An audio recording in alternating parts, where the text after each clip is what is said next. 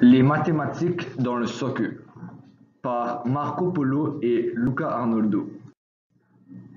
Mise en question. Les mathématiques et la science expliquent la vie de toute chose.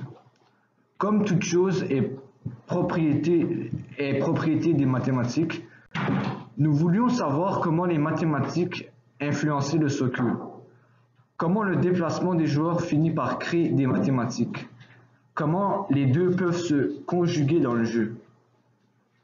Le soccer a toujours été notre grande passion. Passons par le soccer, le hockey et une multitude d'autres sports. Ceux-ci nous attirent depuis notre tendre enfance, mais nous n'avons jamais pu expliquer pourquoi certains coups et stratégies sont réalisables. C'est pourquoi nous avons choisi d'étudier les mathématiques dans le sport. Contrairement à ce que nous pourrions penser, les mathématiques sont extrêmement utilisées dans la planète soccer pour les inclure dans les stratégies des équipes. Cette utilisation est maintenant rendue primordiale pour la victoire. Le soccer. Le soccer est un sport qui se dispute sur un terrain de gazon avec des mesures précises. Il y a un filet but et l'objectif est que les joueurs mettent le ballon dedans. Pour un match, deux équipes s'affrontent. Chaque équipe compte 11 joueurs. Le soccer se joue avec toutes les parties du corps, sauf les mains et les bras. Dans le monde du soccer, plusieurs formations tactiques sont utilisées, tout dépendant de l'allure du score du match. Lorsqu'une équipe est en train de mener au score, cette équipe sera portée à défendre bas et allouer la possession de la balle à son adversaire. On peut rapporter cette formation à un 4-5-1 qui se traduit par une défensive composée de 4 joueurs, 5 joueurs au milieu de terrain et un attaquant de pointe. Si au contraire, une équipe est en train de perdre, celle-ci sera portée à avoir la possession de la balle. Comme elle perd par un but, elle voudra amener le plus de joueurs en attaque possible. Donc la formation idéale dans cette situation est le 4-3-3. Donc 4 joueurs en défense, 3 au milieu et 3 autres en attaque.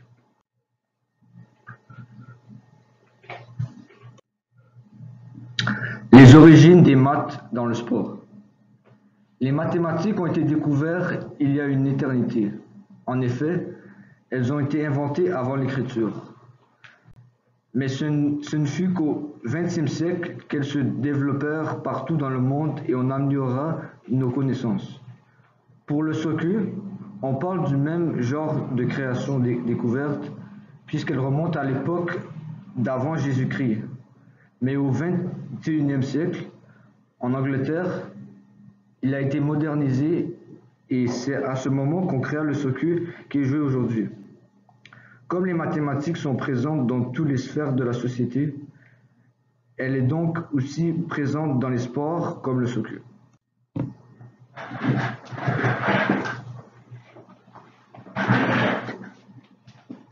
Des fonctions au soccer? Vraiment? Il y a beaucoup de positions tactiques des joueurs qui existent au soccer, comme mentionné plus tôt. En effet, nous avons remarqué que l'une des stratégies utilisées par les entraîneurs pour que leur équipe fasse des jeux de passe comme il faut, quand ils sont en possession de balle et dans leur voie pour marquer, les joueurs forment un triangle qui se suit et qui s'élargit, créant ainsi une fonction valeur absolue. Comment évaluons-nous cette valeur absolue? Eh bien, si nous prenons la règle de la fonction valeur absolue transformée qui est f de x est égal à a valeur absolue de x moins h plus k, nous découvrons que plus le a est petit, plus les deux branches du côté s'éloigneront l'une de l'autre. Ainsi, plus les deux joueurs du haut ou du bas s'éloigneront l'un de l'autre, plus le a de cette fonction valeur absolue sera petit. Aussi, si les triangles, valeur absolue, s'avancent ou se reculent sur le terrain, le cas de la fonction sera modifié. Nous pouvons aussi remarquer que la fonction pourrait se déplacer si les joueurs changent de position pour soit donner une option de passe à un de leurs coéquipiers ou essayer d'enlever le ballon à l'adversaire. La fonction subirait alors une translation de la valeur des abscisses, qui dans ce contexte serait le h, mais la valeur des ordonnées, le k, pourrait lui aussi changer de place par voie de translation en diagonale de toute façon, comme vous voyez dans le magnifique terrain que nous avons mis à votre disposition. La fonction racine carrée au soccer.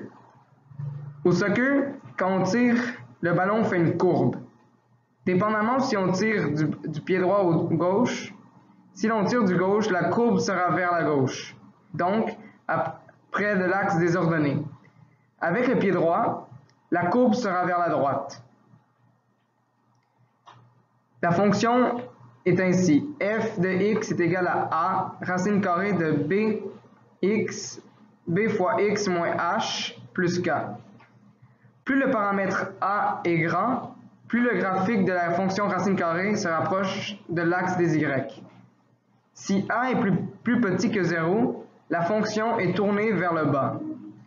Plus le paramètre b est grand, plus la branche du graphique de la fonction racine carrée s'éloigne de l'axe des x. Si b est plus petit que 0, la fonction est orientée vers la gauche. La trigonométrie au soccer. La trigonométrie est une part essentielle des mathématiques. Bien sûr, elle fait aussi partie du soccer. En effet, que ce soit pour passer ou tirer le ballon, les joueurs et les coachs utilisent la trigonométrie pour améliorer leur technique et maximiser leur probabilité, la précision et l'efficacité de leur tir. La trigonométrie au soccer. En effet, quand un joueur tire, nous pouvons mesurer l'angle de la position de la terre et du ballon jusqu'à la barre transversale du filet. Avec ceci, les joueurs peuvent calculer l'angle auquel ils veulent tirer le ballon pour maximiser leurs chances de marquer. Ainsi, sur cette image à la gauche de la diapositive, on peut mesurer l'angle auquel le joueur peut kicker et marquer en utilisant un rapport trigonométrique qui est tan de θ est égal à 2,4 divisé par 25. On change le tan de côté, qui va être rendu tan moins 1. Donc, θ est égal à tan moins 1 de 2,4 sur 25. Ce qui donne θ est égal à 5,48 degrés. Donc, si vous voulez tirer et marquer, vous devez tirer le ballon à une hauteur plus basse que 5,48 degrés. Bonjour, voici un problème pour fonction valeur absolue au soccer. Sur un terrain, nous avons une position de 4-3-3. Ce sont 4 joueurs en défensive, 3 joueurs en milieu de terrain et 3 joueurs en attaque. Pour cette fois-ci, on a juste pris les joueurs en milieu, qui a un milieu défensif et 2 milieux centrales. Bon. On a 3 coordonnées pour une fonction valeur absolue et on doit essayer de trouver la règle. Tout ceci sur un terrain de soccer qui est dans un plan cartésien. Nous avons donc comme point 4,4, en fait 4,4, 7,3 et 8,4. Comment on trouve la règle? En premier, quand on a 3 points quelconques, on trouve le A en premier. On va essayer de trouver l'équation de chacune des deux branches, puisqu'on ne peut pas trouver la règle complète avec 3 points comme ça.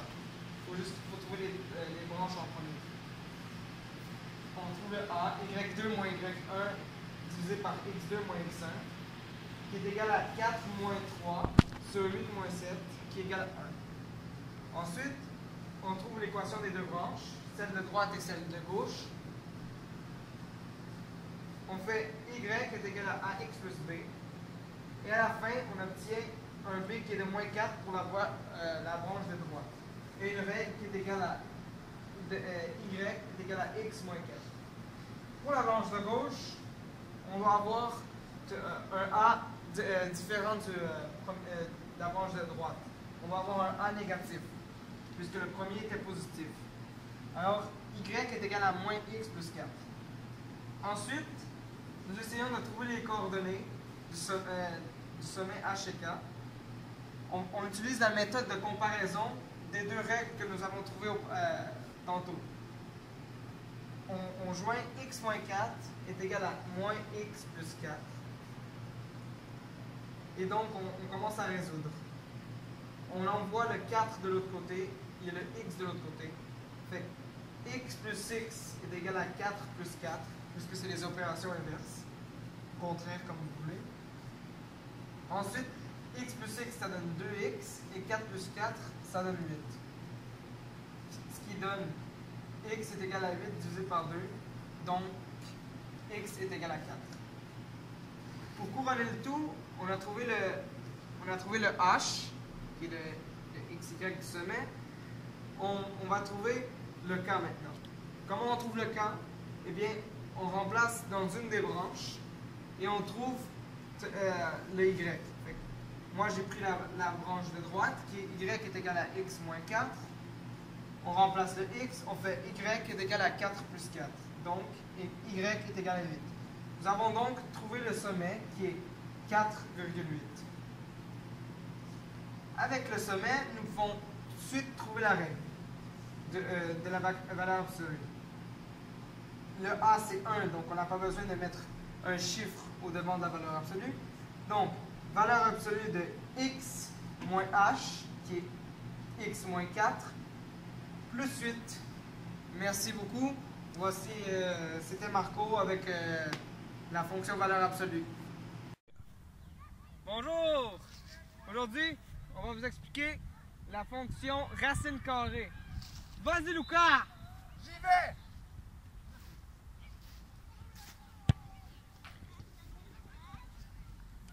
Si vous voyez bien, si vous avez bien vu, vous avez vu que la balle a fait une courbe, une belle courbe, comme une fonction racine carrée.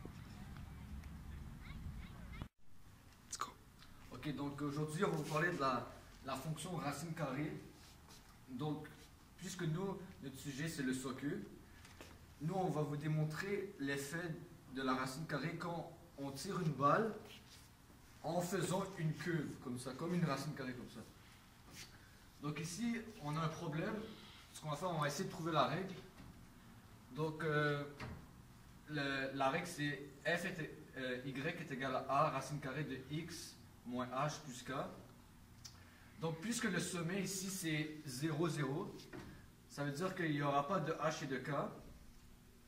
Donc, la formule va être y est égal à a racine carrée de bx. Donc là, après, on va vouloir déterminer la valeur de b. À cause que c'est une fonction de base, le b est soit moins 1, comme ça, ou 1 comme ça. Donc dans notre cas, c'est moins 1 parce que c'est à gauche. Donc là, ici, ça, b est égal à moins 1, car la fonction, c'est de base. Donc là, ensuite, on va trouver le a. Pour trouver le a, on va isoler algébriquement. Donc y est égal à a racine carrée de bx. On remplace le y par 15 parce que c'est dans la fonction. 15 est égal à a racine carrée de moins 1, parenthèse moins a. Ensuite, 15 est égal à a racine carrée de 9. Ensuite, on fait racine carrée de 9, c'est égal à 3a sur 15.